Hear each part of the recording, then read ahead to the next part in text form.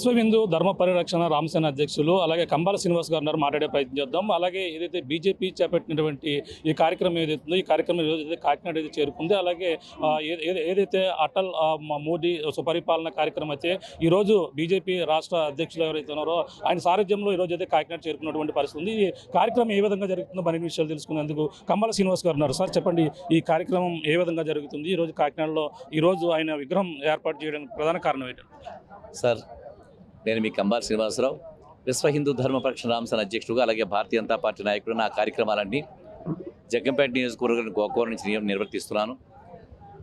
ఏదైతే మా రాష్ట్ర అధ్యక్షులు పివిఎన్ మాధవ్ గారు తలపెట్టారో ఒక సంకల్పం, ప్రముఖమైన పట్టణాల్లోని విరివిగా ఏదైతే అటల్జీ విగ్రహాలు పెట్టాలని అనుకుంటున్నారో, కాంస్య విగ్రహాలు కానీ సిమెంట్ విగ్రహాలు పెట్టాలని అనుకున్న సంకల్పం వచ్చిందో అది చాలా అద్భుతమైన ఒక నిర్ణయం అండి. ఇది అంతేకాకుండా అటల్జీ ఆశయాలతోటి నరేంద్ర మోడీ గారి సుపరిపాలన ఏ విధంగా సాగుతుందో ముందుకి దాని గురించి ప్రజలకు తెలియజేయడానికి ఒక ర్యాలీ చేపట్టారు. ఆ ర్యాలీలో భాగంగా ఈరోజు కాకినాడలో నేను గోకవరం నుంచి దాదాపుగా 10 బస్సుల్లో దాదాపుగా 500 మంది నా కార్యకర్తలతోటి, నేను భారతీయ జనతా పార్టీ కార్యకర్తలతో కార్యక్రమం చేరుకుని అటల్జీకి నివాళులు అర్పించి ఆయనకు పూలమాల సమర్పించుకుని విగ్రహావిష్కరణలో పాల్గొని వేదిక మీద కూడా కూర్చుని వాళ్ళ యొక్క సందేశాలని విన్నాను. అయితే ఎక్కడ చూసినా ఇప్పుడు దాదాపుగా నరేంద్ర మోడీ గారి యొక్క స్ఫూర్తితోటే మా పివిఎన్ మాధవ్ గారు కానీ, అలాగే మా సోము వీర్రాజు గారు కానీ, పురంధరేశ్వరి గారు కానీ, బిక్కిన విశ్వరాజ్ సార్ కాకినాడ జిల్లా అధ్యక్షులు, అలాగే మా రాజమండ్రి అధ్యక్షులు బిక్కిన, మేమంతా కూడా నరేంద్ర మోడీ గారి స్ఫూర్తితో పనిచేస్తున్నాం. భారతదేశాన్ని భారతీయ జనతా పార్టీ ఒక అపోహ ఉందండి. భారతీయ జనతా పార్టీని హిందువుల పార్టీ అనుకుంటున్నారు, కానీ భారతీయ జనతా పార్టీ అంటే హిందువుల పార్టీ కాదు, అది భారతీయుల పార్టీ. అందులో హిందువులు, క్రైస్తవులు, ముస్లిమ్స్ ఉంటారు. సో ఆయన స్ఫూర్తితోటి మేమంతా కూడా పేద వర్గాలకి, బడుగు వర్గాలకి మేము అనేక విధాల సంక్షేమ కార్యక్రమాలు చేసుకుంటూ అండదండగా ఉంటూ మీ ప్రజలకు అండదండగా ఉంటూ ముందుకు సాగుతున్నాం.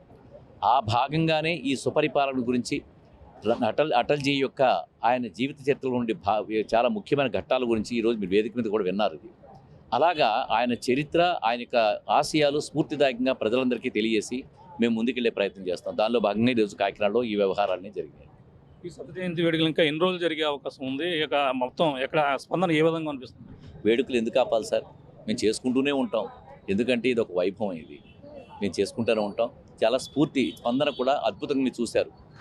ఆఖరిలో కొద్దిగా మనకి సమయం మించిపోతుంది కాబట్టి ఇంకా ప్రసంగాలు చేయలేకపోయారు చాలామంది. లేకపోతే ఇంకా అందరం కూడా చాలా మంచి విషయాలు వినే అద్భుతమైన వ్యవస్థ జరిగేది. ఏదైనా ఈరోజు సభ చాలా జయప్రదంగా జరిగింది. మేము దాదాపుగా 500 మంది మేము కార్యకర్తలు 10 బస్సుల్లో వచ్చాము. మేమంతా కూడా మమ్మల్ని మా పార్టీ నేత ఇక్కడ కాకినాడలో ఉండే పార్టీ నేతలు చాలా బాగా రిసీవ్ చేసుకున్నారు. మేము కూడా ఇక్కడ అంతా ఫ్లెక్సీలు అవి కట్టుకుని ఈ పట్టణానికి చాలా శోభ కూడా తీసుకురావడం జరిగింది.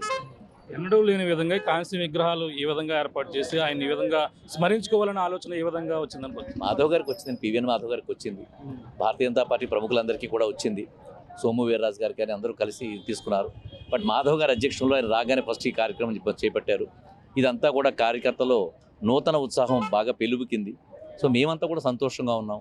ఈరోజు చూస్తున్నారు కదా, భారతీయ జనతా పార్టీ జెండాలు రెపరెపలాడుతున్న పట్టణం అంతా కూడా. ఆయన ఎక్కడ ర్యాలీ చేపట్టినా, మాధవ్ గారు ఎక్కడ ర్యాలీ చేపట్టినా కానీ జెండాలు రెపరెపలాడుతున్నాయి, భారతీయ జనతా పార్టీ జెండాలు. అలాగే ఎన్డీఏ కార్యకర్త ముగ్గురు కూడా తెలుగుదేశం, జనసేన, భారతీయ జనతా పార్టీ యొక్క సమైక్య స్నేహభావం ఎంత బాగా వర్ధిల్లుతుందో జనాలందరూ ఇక్కడికి వచ్చిన జనసంద్రం చూసిన తర్వాత అందరికీ అర్థమవుతుంది. నిజంగా ఇది చాలా సంతోషదాయకం అండి. హిందూ ధర్మ పరిరక్షణ సేవకులుగా మీరు ఎన్నాళ్ళ నుంచో కూడా సేవలు అందిస్తున్నారు. బీజేపీలో కూడా చేరిన తర్వాత మీకు పార్టీ అధిష్టానం మరి ఎటువంటి గుర్తింపిస్తుంది? మీరు నాయకులుగా త్వరలో ఎటువంటి బాధ్యతలు మీరు చేపట్టే అవకాశం ఉంది? లేదండి, నేను రామసేన అధ్యక్షుడిగా నా సంఘ ఏదైతే కార్యక్రమాలు ఉన్నాయో, సంక్షేమ కార్యక్రమాలు అవి నిరంతరం సాగుతూనే ఉంటాయండి. అది నేను ఎక్కడైనా చేయొచ్చు, భారతదేశం అంతా ఎక్కడైనా చేయొచ్చు. కానీ భారతీయ జనతా పార్టీకి వచ్చినప్పటికి మాత్రం పోయిన సంవత్సరం డిసెంబర్ 25వ తారీఖు జాయిన్ అయినాను. 1 year అయింది. ఎక్కడైనా సరే వెంటనే ఏదైనా చేశారంటే అది తప్పు సార్. అది పార్టీ నన్ను అబ్జర్వ్ చేస్తుంది. ఆయన ఎలా ఉన్నాడు, ఏం చేస్తున్నాడు, ఎంత త్రికరణ శుద్ధిగా పనిచేస్తున్నాడు. మా పార్టీ భారతీయ జనతా పార్టీ కొన్ని సిద్ధాంతాలు ఉంటాయి. ఆ సిద్ధాంతాల ప్రకారంగా వాళ్ళు వాచ్ చేస్తూ ఉంటారు. తప్పనిసరిగా నేను బాగా చేస్తున్నాను నిర్ణయం వాళ్ళకి వచ్చిన రోజుని వాళ్ళు ఏ బాధ్యతలు ఇచ్చినా నేను తీసుకుని చేస్తాను. త్రికరణ శుద్ధిగా సమర్థవంతంగా నిర్వహిస్తానని చెప్పి మీకు అందరికీ తెలియజేసుకుంటాను. అంటే మీరు పార్టీలో అక్కడ ముందు రాకముందే ఈ యొక్క సిద్ధాంతాలు ముందు నుంచి పాటించుకొస్తున్నారు. పాటించిన తర్వాత మిమ్మల్ని ఆదర్శంగా తీసుకుని ఎవరైనా సరే ఈ యొక్క ధర్మ పరిరక్షణ కోసం ఎవరైనా పాటు పెడుతున్నారంటారా? చాలామంది అండి నాకు మెసేజ్లు వస్తున్నాయి. ఇన్స్టాలో 2 కోట్ల మంది వ్యూయర్స్ ఉన్నారంటే మీరు నమ్ముతారా? విత్ ఇన్ 3 monthsలో 2 కోట్ల మంది వ్యూయర్స్ వచ్చారు నాకు. అలాగే ఫేస్బుక్ నిన్న యూట్యూబ్ స్టార్ట్ చేస్తే ఒక్క వీడియోకి లిడియా అని చెప్పి ఉక్రెయిన్ నుంచి ఒక అమ్మాయి వచ్చింది. ఆ అమ్మాయి ఇచ్చిన ఒక స్టేట్మెంట్కి 4.5 lakhs 2 daysలో చూశారంటే నాకు ఎంత మంచి స్పందన వస్తుందో అర్థం చేసుకోవచ్చు. అలాగే ఫేస్బుక్ కూడా వేల కొద్ది రన్నింగ్ అవుతుందండి. కంబాల శ్రీనివాస్ 11 అని కొడితే మీకు ఫేస్బుక్లో కానీ ఇన్స్టాలో కానీ యూట్యూబ్లో కానీ మీకు నేను చేస్తున్న 1 or 2 పోస్టులు కనపడతాయి. ఆ పోస్టులకి వాడు ఇస్తున్న కామెంట్స్ ఎలా ఉన్నాయంటే వాళ్ళలో దేశభక్తి కూడా చాలా ప్రజ్వలిస్తుంది. చాలా వివిధ కోణాల నుంచి నేను స్టేట్మెంట్ రీల్స్ చేశానండి. ఆ రీల్స్ అన్నింటిలో కూడా ప్రజల్లో విపరీతమైన ఆదరణ కాకుండా 65,000 followers తోటి నేను ఆంధ్రప్రదేశ్లో చాలా ప్రముఖమైన స్థానంలో ఇన్స్టాలో నేను పోషిస్తున్నాను. అలాగే 1-2 రోజుల్లో 4.5 lakhs వ్యూవర్స్ని సాధించిన ఘనత కూడా నాకు దక్కిందండి. అంత బాగా వెళ్తుంది అది సోషల్ మీడియా అయితే మాత్రం.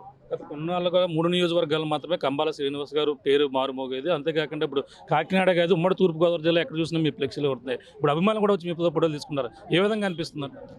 కాకినాడ అంటే మీరు ఎప్పుడైతే సోషల్ మీడియా యాక్టివిటీ అయిపోయిందో ప్రజలకందరికీ కూడా రాజమండ్రి కాకినాడ కూడా నాకు తెలియడమే కాకుండా నాకు నెల్లూరు తిరుపతి నుంచి కూడా ప్రపంచ దేశాల్లో ప్రతి మారుమూల నుంచి కూడా నాకు స్పందన మొదలైందండి. ఇది అంటే వేరే దేశాల నుంచి కూడా నాకు మెసేజ్లు పెడుతున్నారు.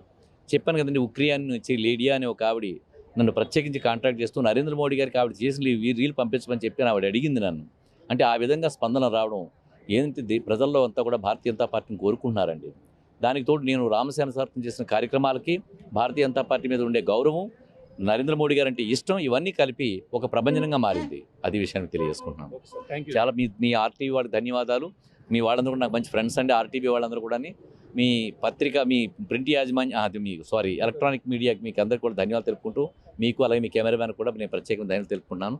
భారత్ మాతాకు జై, జై శ్రీరామ్. Thank you sir. ఇది పరిస్థితి ప్రస్తుతం అయితే ఏదైతే వాజ్పేయికి సంబంధించినటువంటి ఈ యొక్క శత జయంతి వేడుకలు అయితే ఈరోజు కాకినాడ చేరుకున్నాయి. కాకినాడలో కూడా ఇది దిగ్విజయంగా ఈరోజు విగ్రహాన్ని కూడా ప్రారంభించారు. అలాగే బీజేపీ నాయకులు తలపెట్టినటువంటి ఈ యాత్ర ఈరోజు కాకినాడ, అలాగే ఈరోజు మధ్యాహ్నం కూడా రాజమండ్రిలో కూడా ఈ యొక్క విగ్రహాలను కూడా ఏర్పాటు చేసేందుకు కూడా అన్ని కార్యక్రమాలు చూస్తున్నారు. ఈరోజు కాకినాడలో ఈ యొక్క 3 లైట్ల జంక్షన్ ఏదైతే ఉందో ఇక్కడ ఏర్పాటు చేసిన నేపథ్యంలో అది విశేష స్పందన వచ్చినటువంటి పరిస్థితి ఉంది. అలాగే విశ్వ హిందూ ధర్మ పరిరక్షణ కోసం గత కొన్నాళ్ళ నుంచి కూడా పాటుపడుతున్న నాకైతే మంచి స్పందన వచ్చిందంటూ కూడా చెప్పుకొస్తున్నారు. ఏదేమైనా ఈ యొక్క బీజేపీలో అలాగే ప్రధానంగా వాళ్ళకి ఇచ్చినటువంటి బాధ్యతను నేను నెరవేర్చేందుకు నా వంతు కృషి చేస్తానని, అలాగే విశ్వ హిందూ ధర్మ పరిరక్షణ కోసం నా వంతు పాటుపడుతూ అలాగే అనేక ఏదైతే 3 నియోజకవర్గాల్లో అలాగే గోకవరం, అలాగే జగ్గంపేటతో పాటు రాజానగరం, ఈ యొక్క రంపచోడవరం ఈ యొక్క కార్యక్రమాలకు అన్ని ప్రాంతాలలో కూడా నా యొక్క సేవలు విస్తృతంగా ప్రచారం చేసేందుకు నా వంతు కృషి చేస్తాను.